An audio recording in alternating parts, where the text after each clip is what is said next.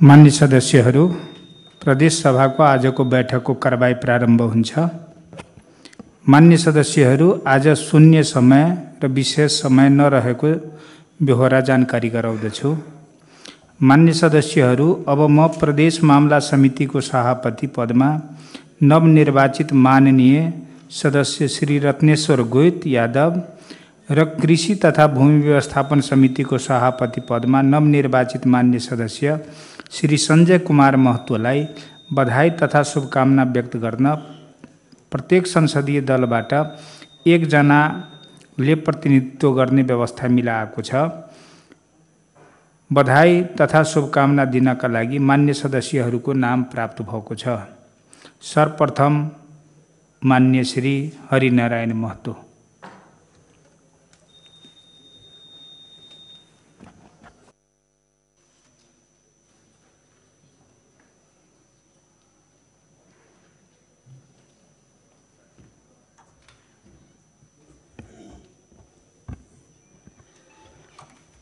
माननीय सभामुख महोदय, उपस्थित आदरणीय सम्पूर्ण माननीयज्यूहरू,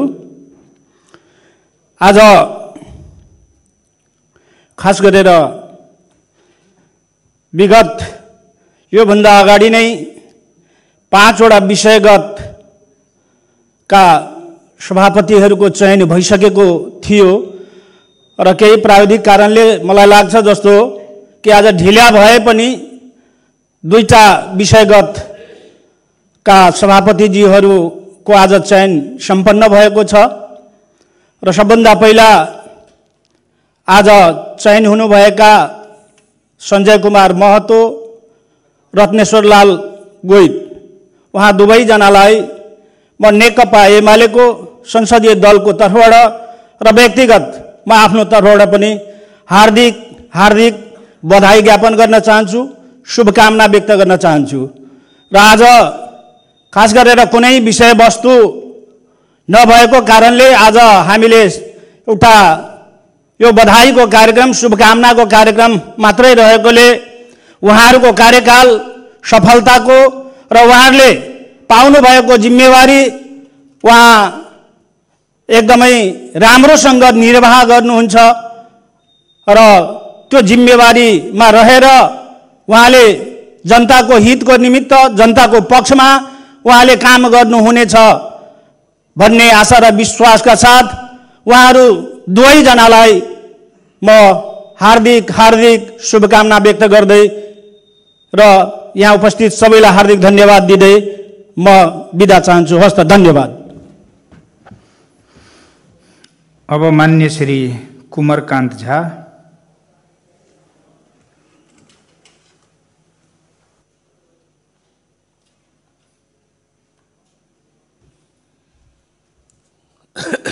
आदरणीय सभामुख जी, आज ढिलै भए पनि हामीले सर्वसम्मतिले 2वटा समितिको चयन गरेका छौँ। संघीय मामला कृषि भूमि व्यवस्थापन समिति। दुईटै अध्यक्षजीलाई रत्नेश्वर गोइतजी, माननीय संजय कुमार महतोजी, नेपाली कांग्रेसको संसदीय दलको तर्फबाट म आफ्नो व्यक्तिगत तर्फबाट दुवैजनाको कार्यकाल सफलको शुभकामना व्यक्त गर्न चाहन्छु र मलाई विश्वास छ उहाँहरू यो प्रदेश प्रति पूर्ण वफादार रहे, जनताप्रति वफादार रहे, कामकाज गर्नुहुन्छ भन्ने विश्वास लिएको छु। उहाँहरूको कार्यकालको सफलताको कामना गर्दै धन्यवाद दिँदै म आफ्नो मन्तव्य यही टुङ्गाउँछु। धन्यवाद। जय नेपाल। अब मान्य श्री मनीष कुमार सुमन।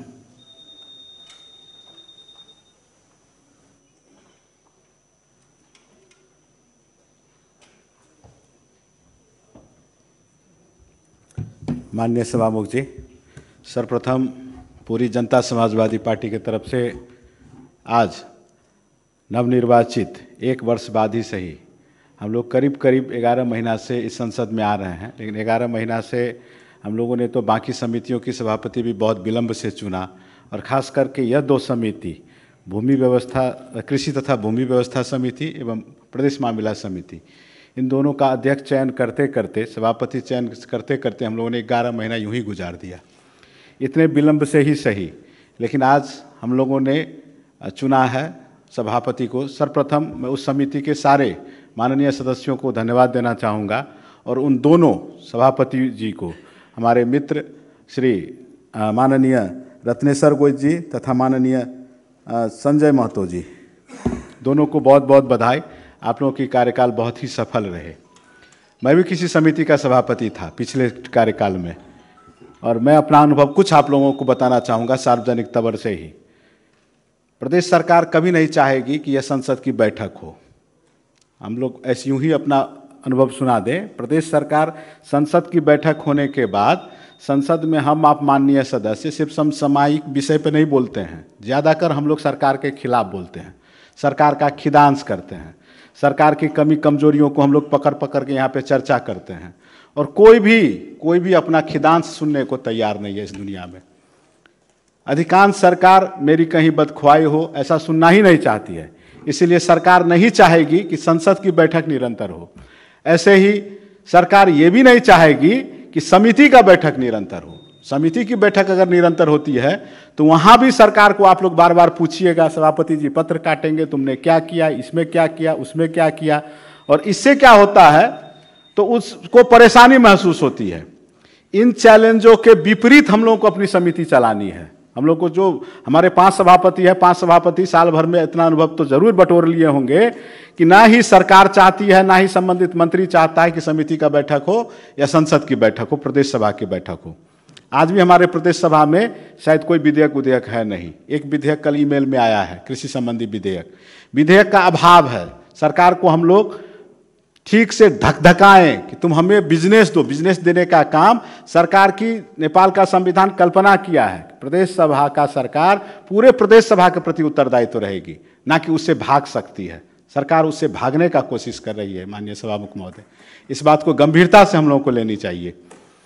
हम लोग सिर्फ प्रधानमंत्री के दर पे जाके प्रदेश प्रहरी आईन नहीं दिया, निजामती आईन नहीं दिया, इसके लिए उसके दर पे जाके हम लोग अनशन बैठेंगे, धरना देंगे, सिर्फ ये नहीं है। हम लोग भी सब आदमी जाके इस सरकार के आगे अब धरना देने की बात आ गई कि हमें बिजनेस दो, हमें विधेयक दो। विधेयक देने की जिम्मेवारी उनकी है, और विधेयक को सुसज्जित करके, नीक से छलफल करके और उसे पारित करके कानून बनाने की जिम्मेवारी हमारी है। एक बार स्मरण करके देखिए, आज तकरीबन 1 वर्ष हो गई हमें इस बैठक में आते आते, 11 महीना हो गया। पूस का कुछ गते हम लोगों ने शपथ लिया था, लेकिन 33 बैठक, 33 बैठक हम लोगों ने पिछले प्रथम अधिवेशन में, और आज 5वां बैठक है या दूसरे अधिवेशन में, महज 38 बैठक हम लोगों ने किया है। राज्य ने हमें सुख सुविधा देने से कोई कहीं उसने कंजूसी नहीं की, लेकिन हम लोगों ने अपना कर्तव्य कितना निर्वाह किया। सब एक दूसरे को दोष दिखा रहे हैं, सब एक दूसरे को दोष दे। जनता हमको दोष दिखाए कि तुम भाई सांसद हो, लेकिन तुम कहाँ सांसद का कर्तव्य निर्वाह करते हो। हम सरकार को दोष दिखाएंगे कि तुम प्रदेश सभा के प्रति उत्तरदायी हो, लेकिन कहाँ प्रदेश सभा में अपना उत्तरदायित्व वहन करते हो। इन सब चैलेंजों के बाद आप दोनों सभापतियों को काम करना है। मैं माननीय सभामुख जी से विशेष आग्रह करूंगा, सभामुख जी आपकी बहुत बड़ी एक उत्तरदायित्व है कि आप समिति को ठीक से सहयोग करें, समिति को स्वायत्त बनाएं, समिति को आर्थिक रूप से भी स्वायत्त बनाएं। समिति की बैठक होती है, लेकिन समिति में 1 कप चाय पीने के लिए आपके सचिवालय के तरफ सभापति जी टुकुर टुकुर ताकते रहते हैं। उसमें एक कागज फोटोकॉपी का पेपर चाहिए तो वो सभामुख जी के सचिवालय की तरफ देखा जाता है, प्रदेश सभा सचिवालय की तरफ देखा जाता है। प्रदेश सभा सचिवालय की इच्छा हो तो आपको कागज क्या रिम का रिम उपलब्ध कराया जाएगा। प्रदेश सभा सचिवालय कहीं अनुदार हो जाए तो आपको बैठने की कुर्सी भी नहीं दी जा सकती है। इसीलिए सभामुख जी का और प्रदेश सभा सचिवालय का बहुत बड़ा उत्तरदायित्व है कि उनके सहयोग से समिति ठीक से फंक्शन करती है। समिति छोटे में अपने आप में एक सार्वभौम सत्ता संपन्न समिति सिर्फ समिति नहीं है, वो अपने में एक संसद है, और उस संसद का आप मुखिया बने हैं, आप सभापति बने हैं। आपको पूरे 4 साल अपने कार्यकाल में इस प्रदेश को एक सुधार देना है, कृषि के रूप में सुधार देना है, प्रदेश मामला के रूप में सुधार देना है, और एक ठीक ठोस नीति बना के हमें आपको दिखाना है। भाग्य सबको सब कुछ नहीं देती है। आप लोगों को बहुत बड़ी जिम्मेवारी मिली है और यह जिम्मेवारी आप दोनों की राजनीतिक एक इतिहास को भी और निखर करेगी, ऐसा मुझे लगता है। आप दोनों ही योग्य व्यक्ति हैं, हमारे में से ही साथी हैं। हम लोगों ने बहुत अच्छे योग्य साथियों को सभापति के रूप में चुना है। जनता समाजवादी पार्टी सदैव आपके साथ रहेगी। पूरा का पूरा सहयोग मेरी पार्टी की आपके साथ रहेगी और पूरा कार्यकाल की सफल शुभकामना का बधाई देते हुए, शुभकामना देते हुए विदा होऊंगा। धन्यवाद। अब माननीय श्री संजय कुमार यादव।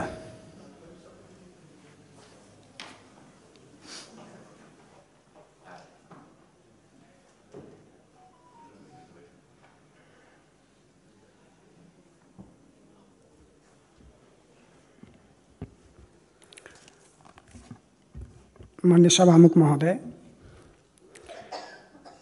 मध्य प्रदेश संसद के संसदीय विशेष समिति के आई दूटा समिति के सभापति निर्वाचन भेलै। सबसे पहले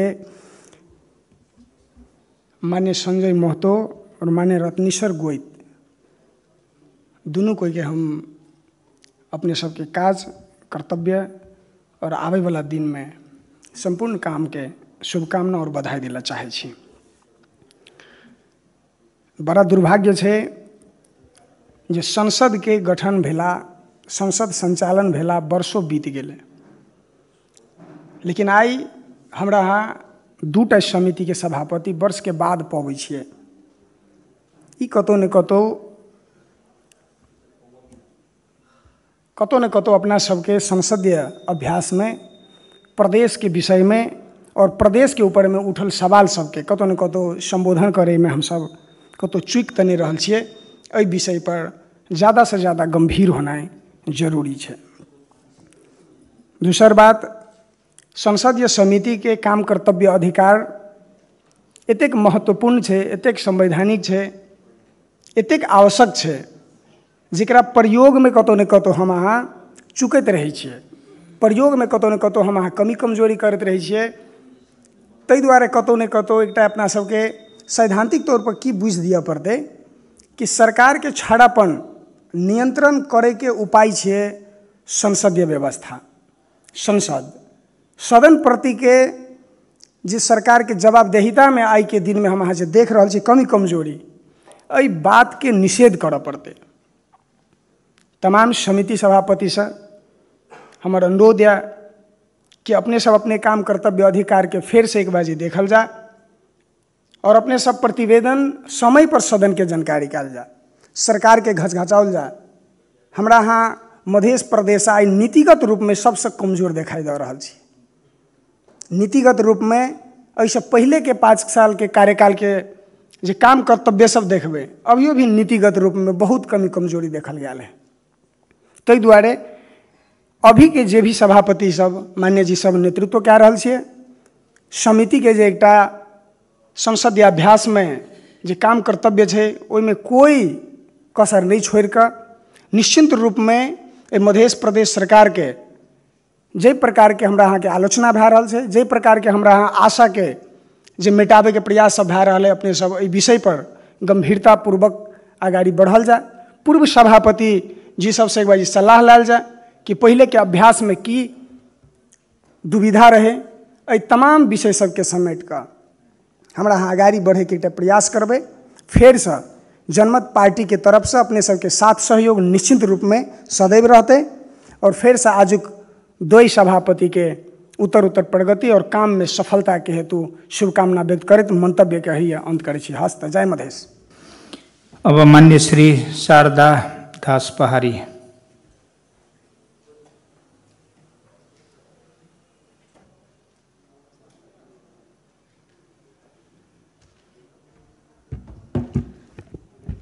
आदरणीय सभामुख महोदय, ढिलै भए पनि आज हाम्रो विषयगत समितिले पूर्णता पाएकोमा प्रदेश सभालाई धन्यवाद दिन पनि चाहन्छु। आज निर्विरोध निर्वाचित हुनुभएका हाम्रा माननीय रत्नेश्वर गोइत र सञ्जय महतो ज्यूलाई हाम्रो नेपाल कम्युनिस्ट पार्टी माओवादी केन्द्रको दलको तर्फबाट मेरो व्यक्तिगत तर्फबाट सफल कार्यकालको शुभकामना दिँदै उहाँहरूलाई फेरि पनि शुभकामना बधाई भन्दै मेरो पार्टीको तर्फबाट बधाई दिँदै उहाँहरूको सफल कार्यकालको शुभकामना दिन चाहन्छु। धन्यवाद। अब मान्य श्री जितेन्द्र प्रसाद सोनार।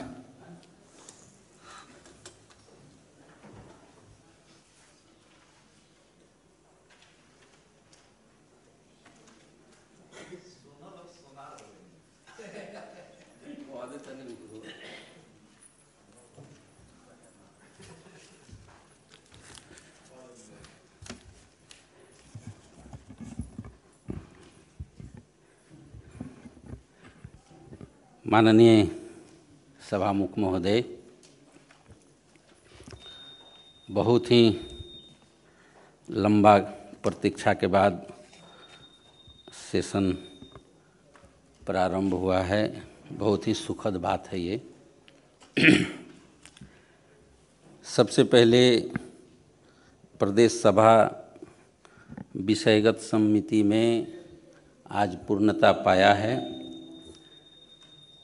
माननीय रत्नेश्वर गोहित जी और माननीय संजय कुमार महतो जी, जो क्रमशः प्रदेश मामला समिति और कृषि तथा भूमि व्यवस्थापन समिति के सभापति चयन हुए हैं, मैं उनको अपना दल लोकतांत्रिक समाजवादी पार्टी की ओर से बहुत बहुत बधाई और शुभकामना देता हूं। उनके सफल कार्यकाल का कामना करता हूं और संसदीय प्रणाली में समिति और समिति का सभापति, इसका एक पार्लियामेंटेरियन के लिए अत्यंत ही महत्वपूर्ण भूमिका है, ऐसा माना जाता है। नेशनल इंटरनेशनल प्रैक्टिस में जो लोग समिति में रह करके काम करते हैं, सभापति का नेतृत्वदायी भूमिका निर्वाह करते हैं, उनका एक अलग पहचान, अलग एक छाप, अलग एक मापदंड निर्धारण होता है। तो ऐसा दायित्व आपके कंधों पर आया है, मैं विशेष बधाई देना चाहता हूँ। मैं भी अपना राजनीतिक में संसदीय प्रणाली में जब अपना कार्य शुरू किया तो मैं संघीय संसद में सभापति का दायित्व निर्वाह किया हूँ। विकास समिति का संघीय संसद में मैं सभापति था, तो मैं इस बात से बड़ा ताल्लुक़ और वाकिफ़ रखता हूँ कि आपका ये नेतृत्वदायी भूमिका संसद को मिले, प्रदेश सभा को मिले, पूरे देश को, प्रदेश को मिले और फिर देश को भी मिले। सभामुख महोदय, आज तो बधाई और शुभकामना देने की बात थी, लेकिन आपने बुला दिया है रोस्टम में, तो 2-3 बात कह के जाता हूँ। मेरी दृष्टि इधर सरकार के तरफ पड़ रही थी। मैं अपने दल में मंत्रियों की गणना कर रहा था, मैं तो यकीन नहीं हो रहा था कि इस प्रदेश में कितने कैबिनेट मिनिस्टर हैं, 10 हैं कि 11 हैं कि 12 हैं। और जब हाउस इतना लंबा प्रतीक्षा के बाद चल रहा है, जिसमें पूरे प्रदेश के बारे में छलफल होना है, देश की जो राजनीतिक, सामाजिक और आर्थिक अवस्था है, जिस पर पूरा देश के राजनीतिक पार्टी, संपूर्ण अग्रगामी चिंतन के लोग, बुद्धिजीवी, नागरिक समाज चिंतन मनन में हैं।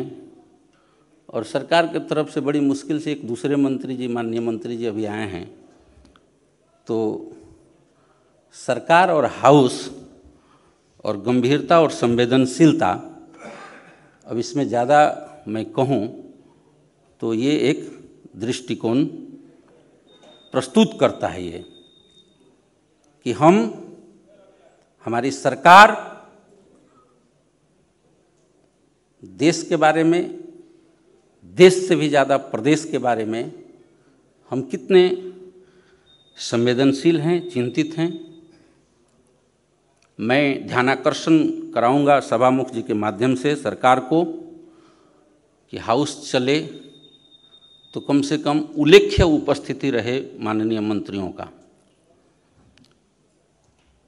एक डेकोरम है कि एक किसी मंत्री को रहना चाहिए हाउस चलते समय, तो अब खाली कोरम नहीं पूरा करेगी कम से कम, क्योंकि हम संघीयता के जननी हैं। यह मध्य प्रदेश संघीयता के लिए अगुवाई किया है और आज काठमांडू में कुछ लोग अपने पेट और छाती पर टैग लगा करके संघीयता खारिज करो ऐसा हो हल्ला मचा रहे हैं। तो जो संघीयता के संरक्षक है, संघीयता का जो जननी है, संघीयता को जो जन्मदाता प्रदेश है, आज उसके कंधों पर सबसे ज़्यादा दायित्व और उसके सरकार का नेतृत्व करने वाली और सरकार पर उसका ज़्यादा दायित्व बनता है। यह गंभीरता बहुत ही मीनिंगफुल है। माननीय सभामुख महोदय, देश में ऐसा तो कुछ नहीं, लेकिन हो हल्ला मचाए जा रहे हैं। उथल पुथल, अराजकता, व्यथिति, ऐसा ये अस्वाभाविक है, स्वाभाविक है या अस्वाभाविक है, यह चिंतन का विषय होगा। लेकिन हम लोगों ने यह प्रदेश के साथ साथ यहाँ के शोषित, पीड़ित, उपेक्षित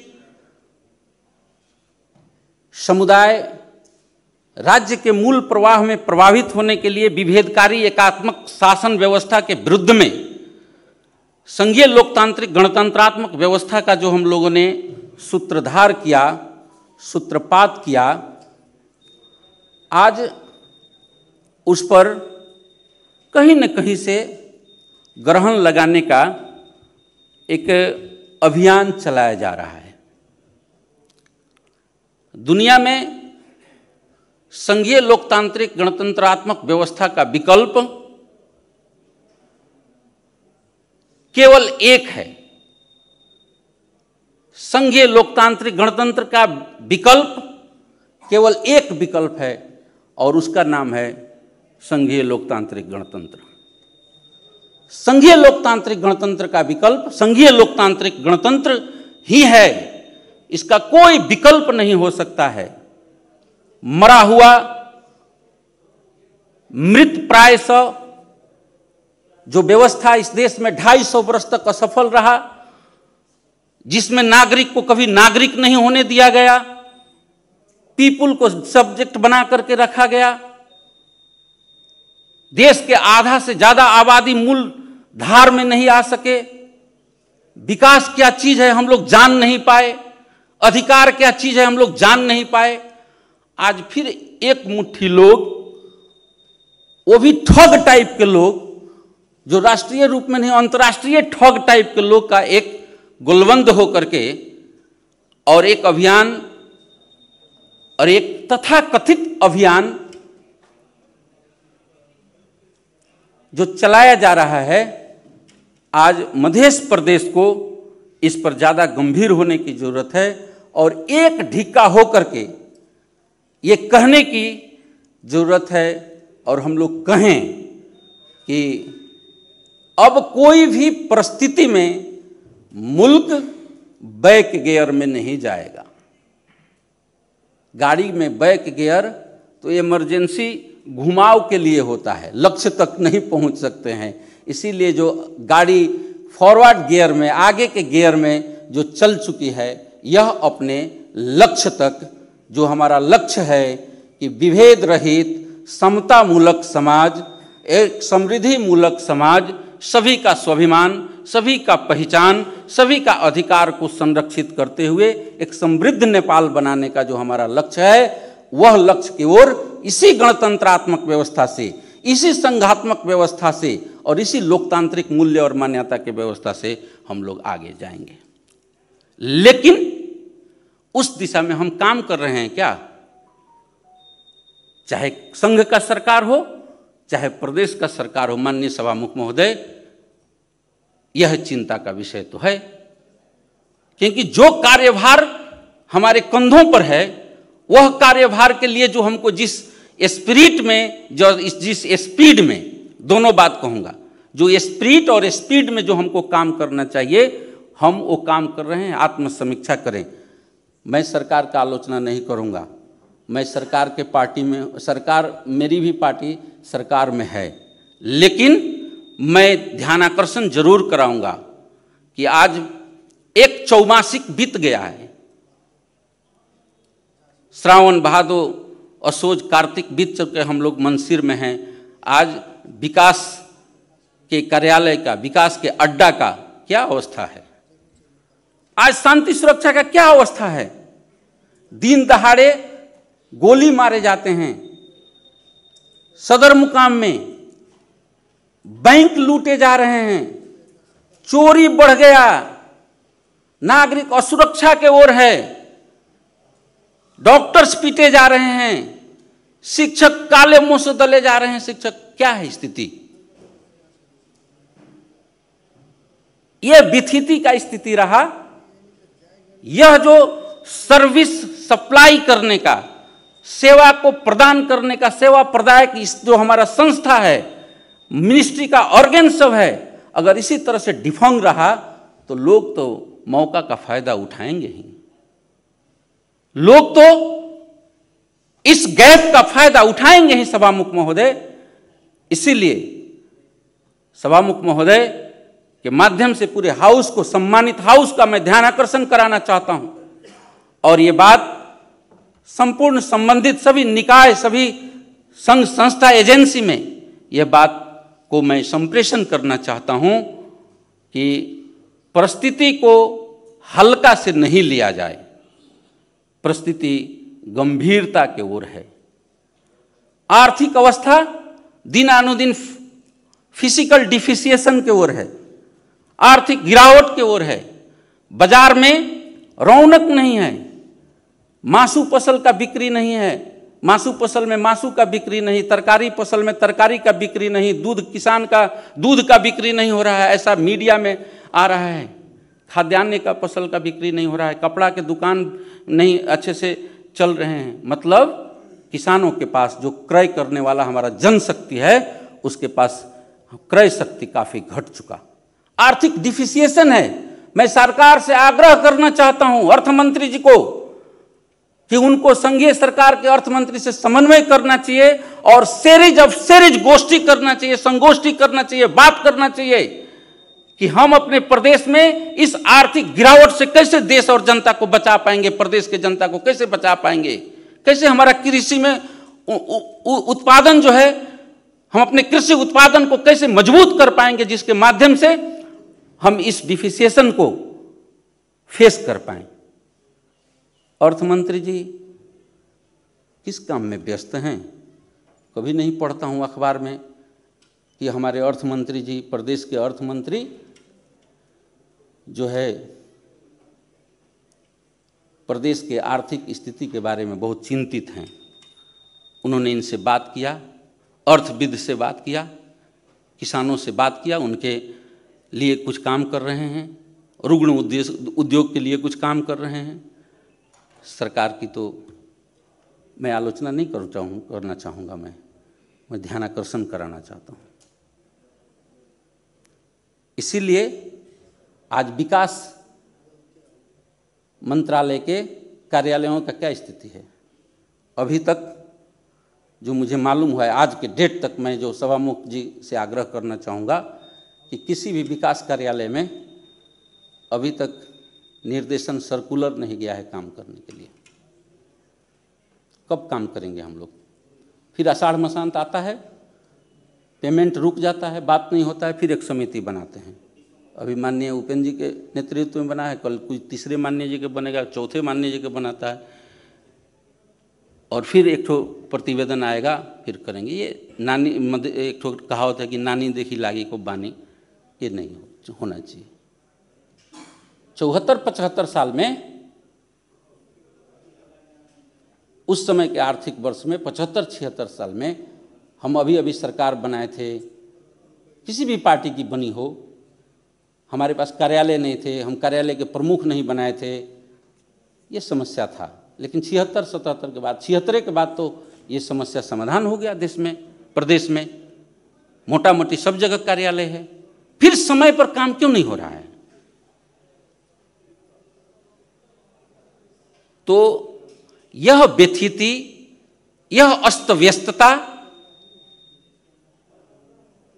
और जो कई चीज़ है मैं जिसको अभी कहना नहीं चाहता हूँ, वह चीज़ सब रहा, तो इस गैप में कोई न कोई खेलेगा। सभामुख महोदय, हम लोग खेलने का मौका नहीं दें।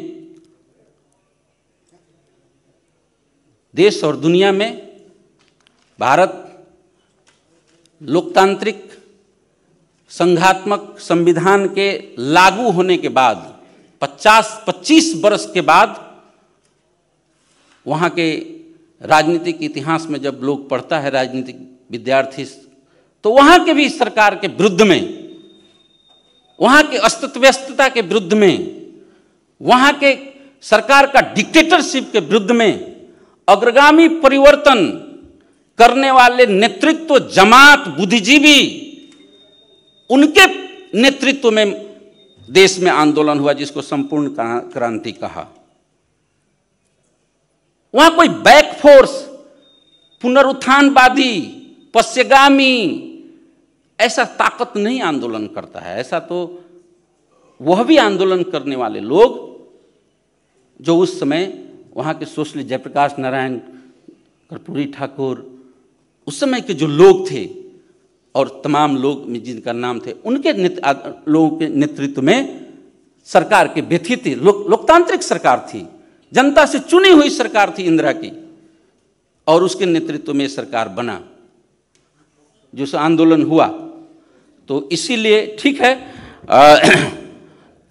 परिस्थिति ऐसा ही है, लेकिन आज हमारे यहाँ यह व्यथिति में पुराने लोग, मरे हुए लोग, समाज से एक प्रकार से फेज आउट कर दिए गए जमात, आज वो ढोल तमाशा लेकर के नाच रहे हैं और दूसरे बातों को कर रहे हैं।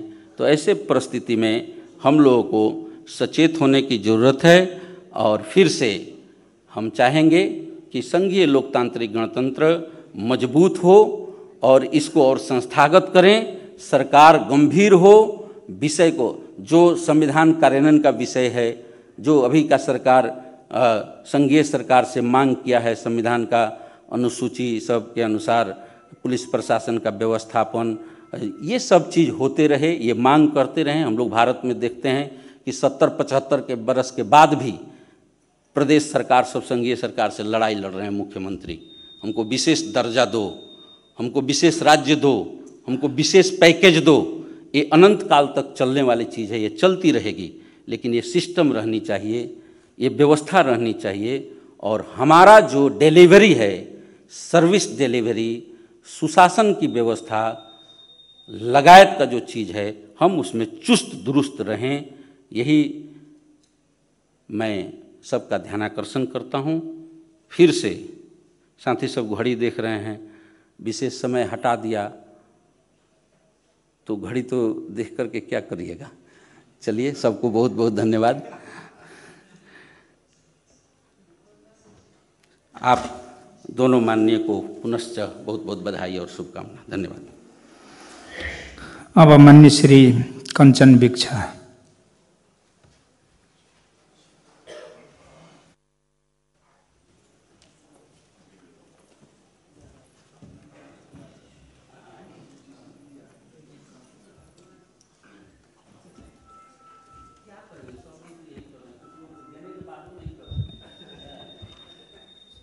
माननीय सभामुख महोदय,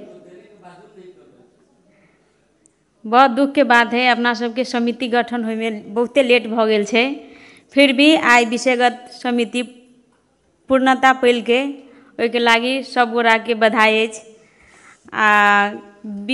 प्रदेश मामिला समिति के सभापति पद में चयन भेलखिन माननीय सदस्य श्री रत्नेश्वर गोइत यादव जी के, आरो कृषि तथा भूमि व्यवस्थापन समिति के सभापति माननीय श्री संजय कुमार महतो जी के हम अपना पार्टी राष्ट्रीय प्रजातंत्र पार्टी के तरफ से और हम अपन व्यक्तिगत तरफ से हुनका सबके बधाई और हुनका सबके कार्यकाल सफल होय से शुभकामना देला चाहे छियै।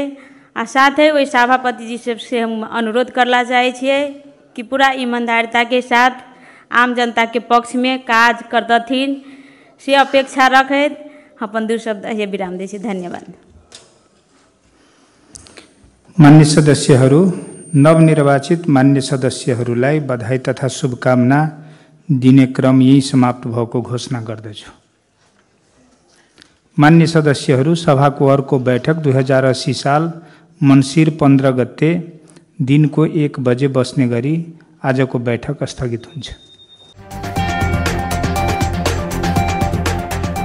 सत्य, तथ्य, निष्पक्ष अनि खोजमूलक समाचारको साथमा एभरेस्ट न्यूज।